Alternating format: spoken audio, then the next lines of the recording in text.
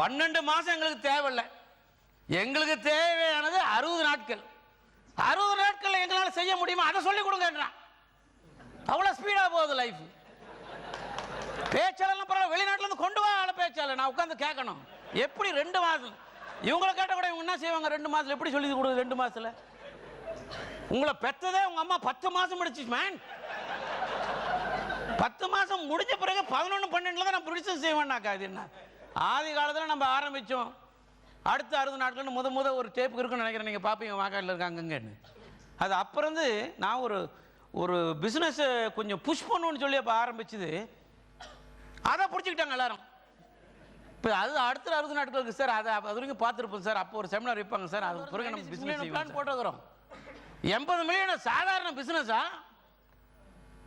இந்த நாட்டில் வந்து 3வது கம்பெனி, 4வது கம்பெனி, 5வது கம்பெனி, 4வது, 5வது, 6வது, 7வது கம்பெனி எல்லாம் வந்து 66 மில்லியன் கீழே தான் செய்கிறான்.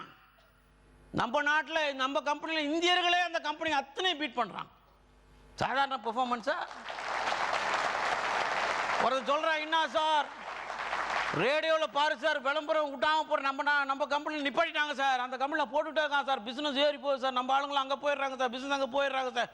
போட்டு தள்ளுறாங்க சார் பிஸ்னஸ். எல்லாருமே அதை கேட்டு சிம்பிளாக வாங்கிக்கிறாங்க சார். பேசவே வேண்டியதில்லை சார். ரேடியோ திறந்தாலும் ரேடியோ சாத்துறதும் சைன் பண்ணிடுறாங்க சார். சரி, அப்புறம் எப்படி அவங்க வந்து 66 மில்லியன் 65 மில்லியன் செய்கிறாங்க? நம்ம இந்தியர்கள் இதெல்லாம் இல்லாமல் இந்தியர்கள் மட்டுமே 80 மில்லியனுக்கு 90 மில்லியன் செய்கிறோம். நம்மளோட ஸ்டாண்டர்ட் என்ன man? His environment had a change. A change in you will change your family. A change in your family will change the nation, your community, and the world will change. The first change must take place from you. நமக்கு தேவை என்ன man? நமக்கு தேவை என்ன? நம்மளுக்கு பெரிய gift நம்ம parents கொடுத்துட்டாங்க. என்ன கிஃப்ட்? லைஃபை கொடுத்து நம்ம தாய் நம்மளுக்கு கொடுத்தாங்க லைஃப். அதுதான் பெரிய கிஃப்ட். மாமா மச்சான் வந்து பேனா கொடுக்குறான், ரேடியோ கொடுக்குறான், ஷர்ட் வாங்கி கொடுக்குறான். அதெல்லாம் பெரிய கிஃப்ட் கிடையாது. நம்மளுக்கு பெரிய கிஃப்ட் நம்மளுக்கு கொடுத்த லைஃப். நல்ல லைஃப், டிஃபார்மேஷன் இல்லாமல் ஃபிசிக்கல் ஃபிட், அப்படியே பர்ஃபெக்டாக கண்ணு கை காலெல்லாம் பர்ஃபெக்டாக ஷேப் பண்ணி கொடுத்துருக்காங்க. அதுதான் பெரிய கிஃப்ட். இந்த கிஃப்டை வச்சுக்கிட்டு என்ன செய்யணும்?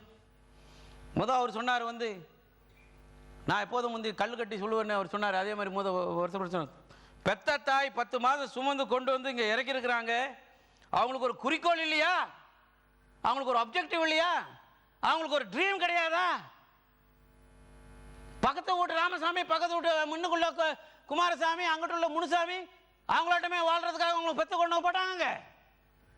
டெலிவிஷன் பார்க்காம, நல்ல சாப்பாடு இல்லாமல், வேலைக்கு ஒழுங்காக போகாமல், பின்னால் இப்போ பைப்பில் தண்ணி வரலன்னா அந்தாண்டு வீட்டில் போய் தண்ணி எடுத்துகிட்டு வருது, ஆற்றுல போய் தண்ணி எடுத்துகிட்டு வருது, கிணத்துல போய் தண்ணியை கொண்டு வந்து உங்கள் அக்கா தங்கச்சி எல்லாத்தையும் கஷ்டப்பட்டு வளர்த்து எப்படி கொண்டாந்தாங்க? என்னத்துக்கு?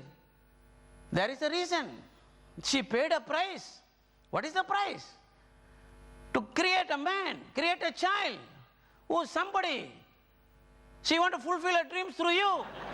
So it is not easy. Everybody is paying a price. Everybody is paying a price. And we are not exception.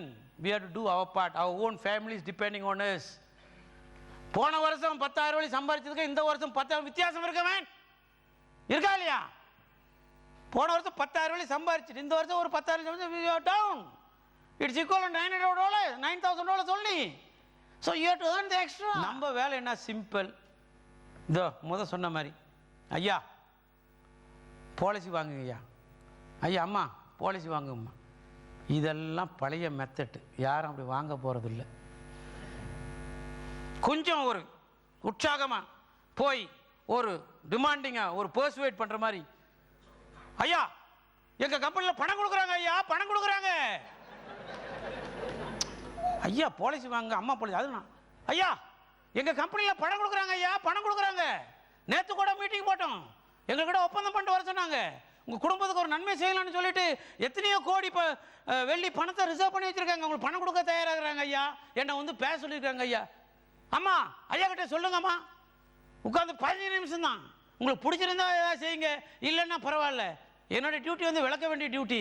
பேசலாமா பேச முடியாதா? பேசலாமா பேச முடியாதா? பாருங்க ஐயா 3 லட்சம் இல்லையா என் கம்பெனி சொல்லியிருக்காங்களே உங்களுக்கு கொடுக்க சொல்லி, உங்கள் குடும்பத்துக்கு கூட கொடுக்க சொல்லி, இந்த 3 லட்சம் சொல்லி ஃபுல்லாக கேஷாக இருக்கு ஐயா. இந்த ஒப்பந்தம் சைன் பண்ணுங்க ஐயா. நாளைக்கு உங்கள் குடும்பத்துக்கு காசு தேவையான பொழுது நீங்கள் இல்லாமல் போயிட்டா அல்லது உங்களுக்கு உடல்நிலைமை ஏதோ ஒன்று பிரச்சனையாக போயிடுச்சுன்னா இந்த பேக்கை திறந்து பார்த்தா காசு கிடைக்குமையா. இந்த ஐயா அந்த பேக்கு உங்கள் வீட்டில் விற்கிறதுக்கு பயமாக இருந்துச்சுன்னா பரவாயில்லையா, எங்கள் கம்பெனிலே போய் நாங்கள் வச்சிடறோம் ஐயா. இந்த ஐயா அக்ரிமெண்ட். நீங்கள் ஏன் பேங்க்லாம் போய் பெரிய பில்டிங் கட்டிருக்கான் ஐயா, 4 மாடி பேஸ்மெண்ட் கட்டிருக்காரு, 4 மாடி பேக்கை கொண்டு போய் எங்கேயும் வைக்கலாம் ஐயா, பிரச்சனை இருந்தா ஐயா அக்ரிமெண்ட். பேசலாமா பேச முடியாதா? சும்மா பேச சொல்லமே, காசை கொடுக்குறோம் பேசுறதுக்கு, காசை கொடுக்குறோம்.